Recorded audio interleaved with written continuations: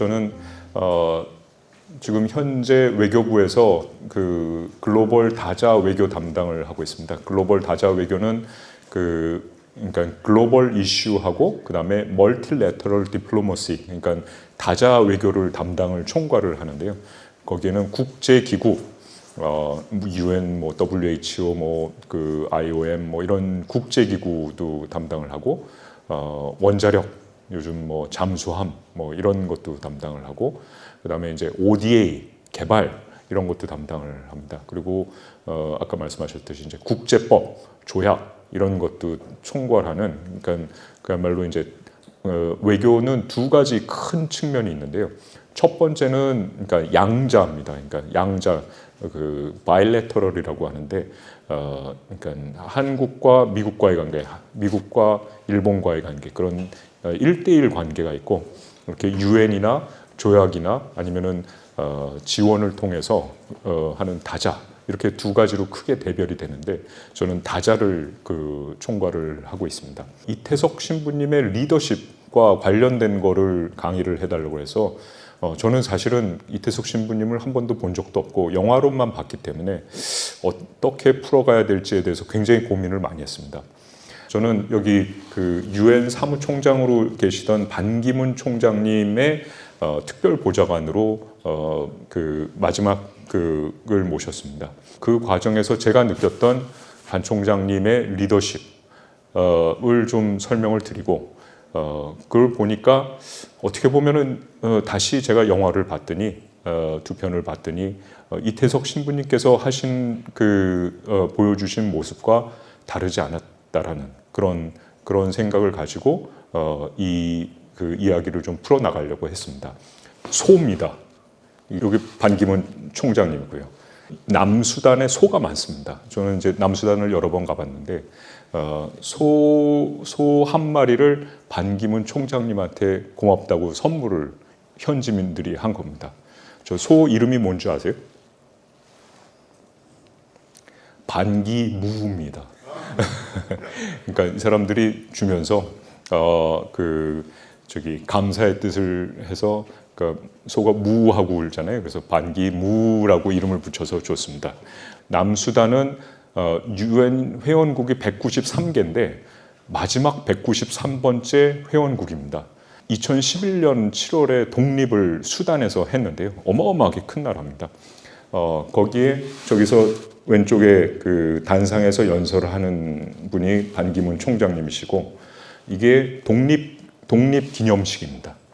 그러니까 독립을 해서 국가가 성립되는 날에 나를 기념하는 날이고, 그렇기 때문에 반기문 총장님도 애착이 있으시고, 그리고 저도 그 덩달아서 애정을 갖고 있습니다.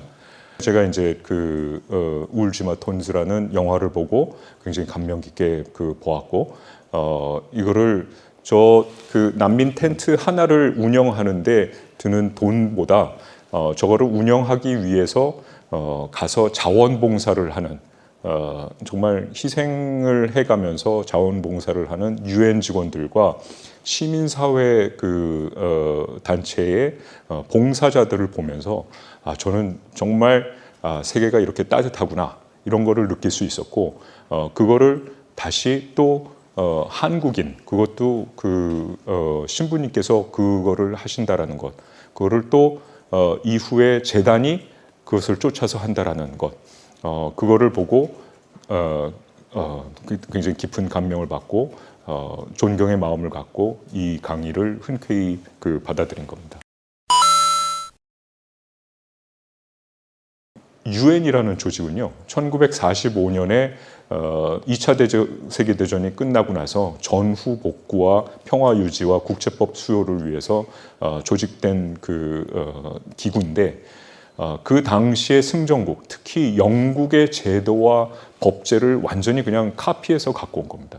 그러니까 모든 운영이라든지 내용이라든지 결의안이라든지 이런 게 다 영국식, 서구식입니다. 그리고 그 이후에 반 총장님이 오시기 전까지 모든 사무총장, 그 전임자들은 전부 다 서구인이거나 아니면은 서구에서 교육받은 사람들입니다. 반 총장님만이 그러니까 동양에서 처음 나오신 분입니다.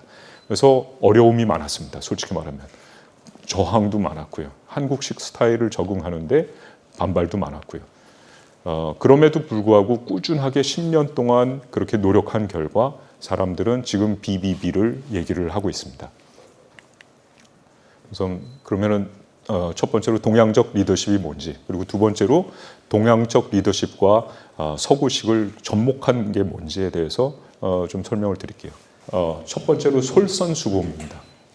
반 총장님은 그 리더십의 근간은 그 lead by example이라고 해서 본인이 솔선수범을 했습니다.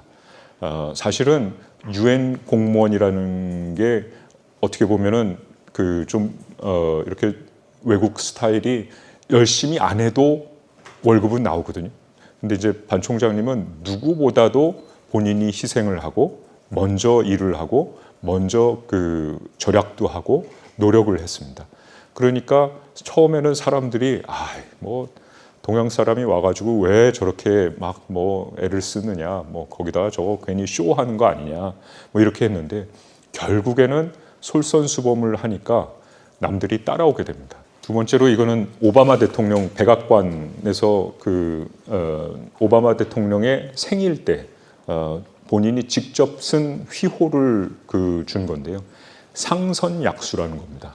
상선약수라는 거는 노자 사상에 나오는 건데 뭐냐면은 세상에 그 여러 가지 이제 이렇게 원소가 있는데 베이직 엘리먼트가 있는데 5가지가 있습니다. 그러니까 물, 불, 뭐 금, 목, 그다음에 토 뭐 이렇게 있지 않습니까? 그 중에서 가장 큰 밸류는 가장 높은 고단위는 물이다라는 겁니다. 무슨 말이냐면 물은 한국 사람들 중에 뭐 저 사람 물 같아, 물같이 물러 터졌어, 뭐 이런 식으로 하긴 하지만 그리고 막 사람들을 형용할 때 불같이 화를 낸다, 뭐 이런 얘기도 있고 저 사람은 목석 같다, 저 사람은 찔러도 바늘 하나 안 나올 것 같은 그 바위 같은 사람이다, 뭐 이런 얘기들을 많이 합니다. 하지만 물은 늘 제일 약해 보이고 그리고 늘 가장 낮은 곳으로 흐릅니다. 그리고 잔잔하고 그렇지만 모든 것들을 포용을 하는 게 물의 원리입니다. 하지만 불을 끄는 것도 그리고 그러니까 금속을 부식시키는 것도, 돌을 깎는 것도, 그리고 그 흙을 무너뜨리는 것도 물입니다. 결국에는 물이지만 그렇지만 그렇다고 이거를 보이는 것은 아닙니다. 그래서 반 총장의 가장 큰 덕목은 물같이 흐르는 겁니다. 자연스럽게, 부자연스럽게 뭘 강하게 내리치거나 화를 내거나 뭐 아니면은 보이거나 그렇게 하지 않습니다. 물과 같이 조용하게 뒤로 돌아서 협상을 하고 설득을 구해내고 공감을 통해서 뭔가 합의점을 이루어내는 게 본인의 덕목이었고, 그런 미국의 대통령이 되시라 하는 측면에서 오바마 대통령한테 상선약수라는 휘호를 직접 쓴 거를 선물을 합니다. 그래서 그런 측면에서 굉장히 동양적인 거고요. 반면교사. 반면교사가 어떻게 보면 제일 어렵습니다. 우리 속담에 그런 말이 있습니다. 그러니까 시집살이를 한 며느리가 더 시집살이를 한다, 뭐 이런 얘기가 있습니다. 그러니까 보통 당한 거를 잊어버리고 참고 도와주는 게 아니고, 보통은 당한 사람들은 더 강하게 하는 경우가 있습니다. 그게 힘든데요. 반 총장은 늘 어려운 상황에서 상사로부터나 아니면 주변 상황으로부터 이렇게 좀 구박을 받거나 박해를 받거나 아니면은 저 사람이 하는 방식이라든지 태도라든지 삶의 방식을 보면서 그거를 교훈으로 삼고 나는 저 자리에 가면 저렇게 되지 말아야지 라고 다짐을 했고, 그런 게 쌓여서 차곡차곡 쌓여서 사무총장까지 계속 이어집니다. 보통 윗자리로 가면 당연히 아랫사람들을 하대하게 되고 그리고 막대하게 되고 그런 거를 당한 사람일수록 더 그렇습니다.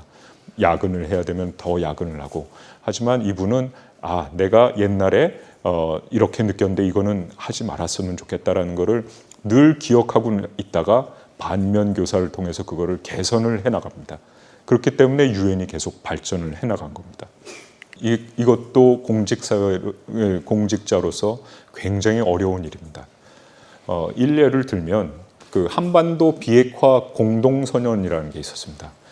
여기에 협상 대표로 반기문 총장이 일원이었었는데 협상의 마지막 날 그 아버지가 불의의 사고로 돌아가십니다. 반기문 총장은 당시에 국장이었고 그러니까 장남이었었습니다. 그런데 그 협상 대표가 5명입니다. 북한하고 협상을 하는 과정에서 본인이 가장 중요한 실무자로서 그러니까 개인적인 그 일을 사유로 협상을 깨고 나오고 대체자를 한다면 그로 인해서 이 중요한 세기의 비핵화 선언이 어그러질 가능성에 대해서 우려를 해서 이거를 끝까지 밝히지 않고 협상을 타결하자마자 바로 택시를 타고 충주의 빈소로 갑니다. 그만큼 공과 사를 너무 엄격하지 만큼 지킨 분이시고, 그거는 그 이후에도 마찬가지였습니다. 또 경청입니다. 반 총장, 그러니까 나이가 들면 말을 많이 하게 됩니다. 듣기보다는 말을 많이 하게 되고, 설사 들었다고 하더라도 그거를 실제로 가슴으로 받아들이지 않는 경우가 많습니다. 하지만 반 총장은 어디를 가나 먼저 들었습니다. 듣고 그거를 받아들이고 그거를 체화를 하고 공감을 해서 그거를 정책으로 이끌어냈기 때문에 많은 이들의 존경을 받았습니다. 열정과 연민입니다. 패션 앤 컴패션인데요. 10년 동안 달나라를 6번 왕복할 정도의 거리를 지구를 돌았다고 합니다. 그 얘기는 1년에 거의 40% 정도를 세계를 돌아다녔는데, 그 중에 대부분 방문 지역은 남수단이라든지 아프리카라든지 이런 데입니다. 반기문 총장은 우크라이나에서 전쟁이 있건, 가자에서 전쟁이 있건, 이란에서 폭격이 있건 일단 가서 사무총장으로서 역할을 다했습니다. 그 과정에는 원칙이 있고 본인이 스스로 책임을 지겠다라는 결심이 있었게 됩니다. 제가 이제 늘 놀랐던 거는 사무총장의 일정은 하루에 보통 공식 일정만 10개에서 12개입니다. 그러니까 30분에서 1시간 간격으로 있는 겁니다. 그 중에는 상대방하고 싸워야 될 때도 있고, 소리를 질러야 될 때도 있고, 강하게 제기를 해야 될 때도 있고, 비난을 받아야 될 때도 있습니다. 하지만 반 총장은 이런 것들을 다 여유롭게 이어가면서 그거를 마음에 담아두고 그 다음으로 그 일정을 한다면 분이 풀리지 않아서 다음 일정에 영향을 주게 됩니다. 하지만 늘 여유와 유머 감각을 가지고 이거를 풀어나갔기 때문에 그 오랜 시간, 10년이라는 시간 동안 매일 10개, 12개의 일정을 소화를 하고 세계를 이끌어 나갈 수 있다고 생각을 합니다. 근데 그러고 나서 이태석 신부님 울지마 톤즈를 봤더니 거의 비슷한 얘기입니다. 그러니까 정말 이태석 신부님처럼 역지사지와 그 본인의 희생과 솔선수범과 강철 같은 체력과 마인드, 그 다음에 유머와 이런 것들을 보여준 신분이 저는 솔직히 만나본 적이 없습니다. 그렇기 때문에 저는 이렇게 강의를 요청을 받았을 때 흔쾌히 오겠다고 했고, 이런 것들이 또 다른 분들한테도 좀 이어졌으면 하는 그런 생각이 들었습니다. 말씀해주신 가치 중에 상선역수에 관해서 질문을 드리려고 합니다. 유엔처럼 되게 많은 인재가 왔다 갔다 하고 많은 영향력을 미칠 수 있는 기구에 종사하다 보면 물처럼 흐르고 강하지 않은 리더십이 아니라 뭔가를 단호하게 결정하고 비판적이어야 될 때가 있다고 생각하는데, 물처럼 부드러운 리더십과 강인하고 단호한 리더십을 어떻게 적절히 녹여낼 수 있을지 궁금합니다. 아주 굉장히 중요한 질문인데 상선약수라고 해서 늘 그 편안하고 그 포용하고 그런 건 아닙니다. 그 상선약수의 물의 가장 큰 특징 중에 하나는 늘 낮은 곳으로 흐르고 뭐 문제가 있으면은 피할 수 있으면 피하고 그 다음에 가장 깊기 때문에 늘 잔잔합니다.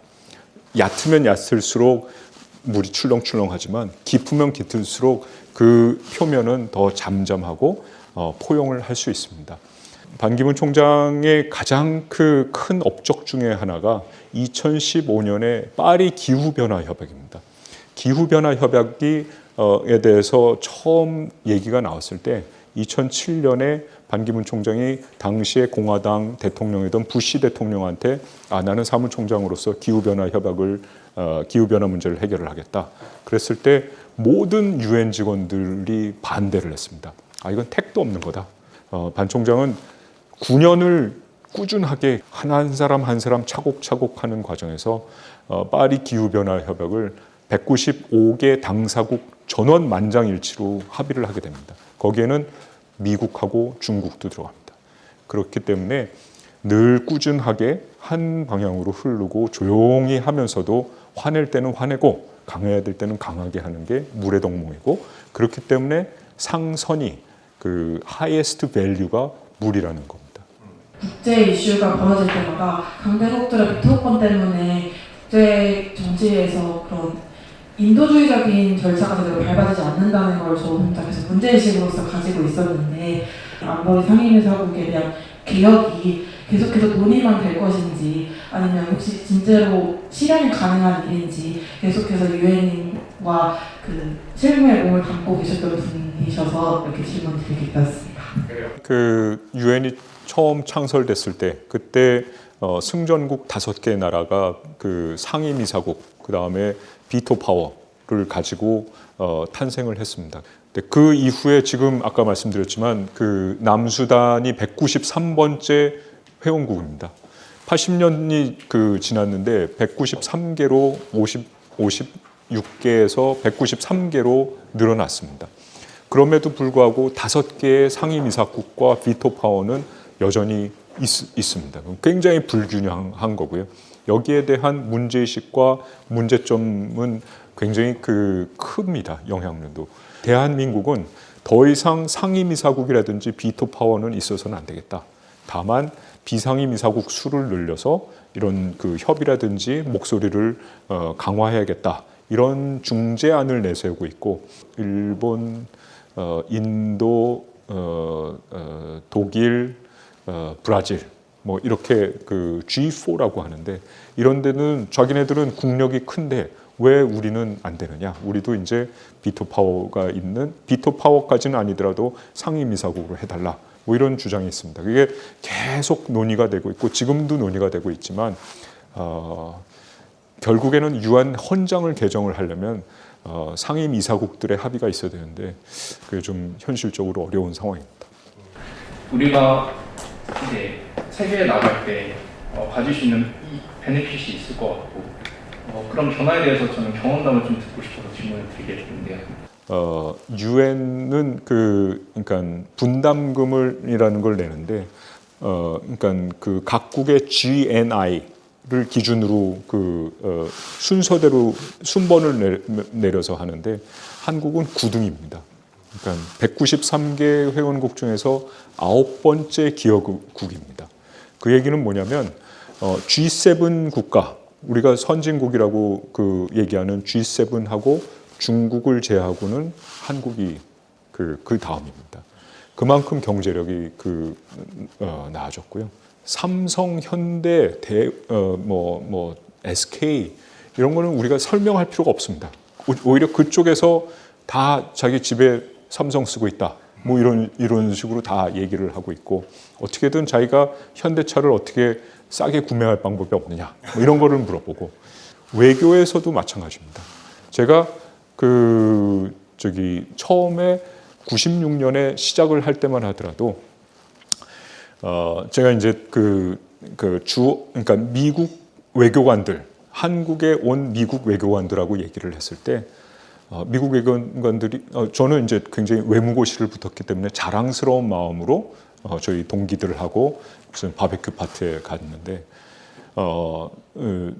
그 사람들은 다들 자기네들은 봉사직이라고 하는 거예요. 저는 이해가 안 됐어요. 자랑스럽지 않냐? 부모님이 좋아하지 않느냐? 그랬더니 부모님이 하나도 안 좋아한다는 거예요.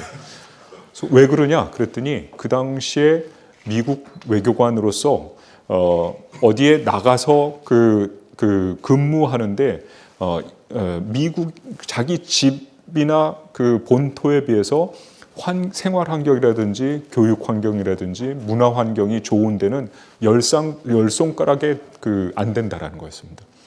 당시에 96년만 하더라도 대한민국이 외교관은 어디를 가나 뭐 아프리카나 이런 데 빼놓고는 가면은 외국에 살고 굉장히 즐겁게 여행하고 그러니까 제품도 좋고 그랬었습니다.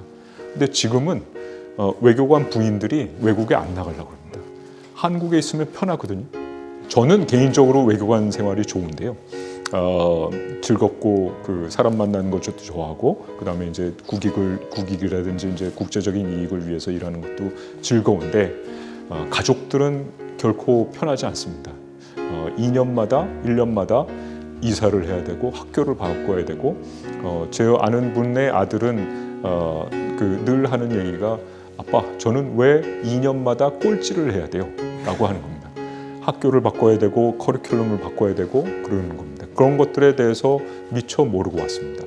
근데 제가 저희 아들 녀석이 이제 이미 대학을 졸업을 했고 둘째는 이제 대학교 2학년생인데 늘 여름마다 인턴을 하고 진로를 고민을 하고 그 다음에 선배들 얘기를 듣습니다. 제가 여러분들한테 부탁드리고 싶은 거는 많은 경험을 했으면 좋겠습니다. 유엔이 됐건 외교관이 됐건 은행이 됐건 편의점이 됐건 지금 젊었을 때는 실패를 해도 되고 경험을 해도 되고 하지만 이때를 놓치면 그 이후에는 본인 스스로와 가족을 챙겨야 되는 그 책임을 져야 되는 때가 오기 때문에 그 전에 가능한 한 많은 거를 어떤 경험도 나쁜 경험은 없습니다. 그러니까 쉬지 말고 많은 사람들을 만나고 경험을 하시기 바랍니다. 감사합니다. 네.